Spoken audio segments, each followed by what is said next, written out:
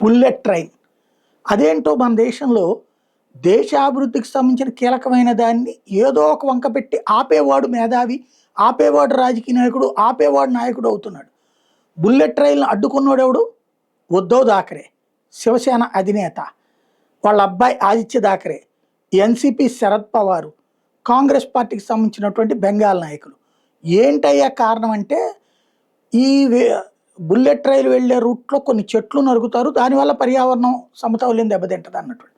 ఆ లెక్కనైతే వీళ్ళ ఇల్లు కట్టుకున్నప్పుడు అక్కడ కూడా చెట్లు పాడై ఉంటాయి కదా! ఇళ్ళను కూడా కూల్చేసి మళ్ళీ చెట్లు పెంచుదామా? ఇలా అడిగేవాడు ఎవడూ లేదు. కాబట్టి వీళ్ళు ఇష్టారాజ్యంగా నడుస్తోంది.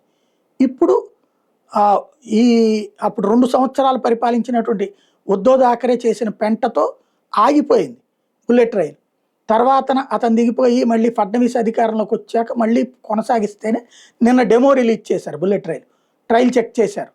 అది త్వరలో అందుబాటులోకి రాబోతుంది. ఇప్పుడు ఏకైక సమస్య ఏంటంటే మళ్ళీ ఏ వంక పెట్టి అడ్డుకుంటారనేది చూడాల్సి ఉంది.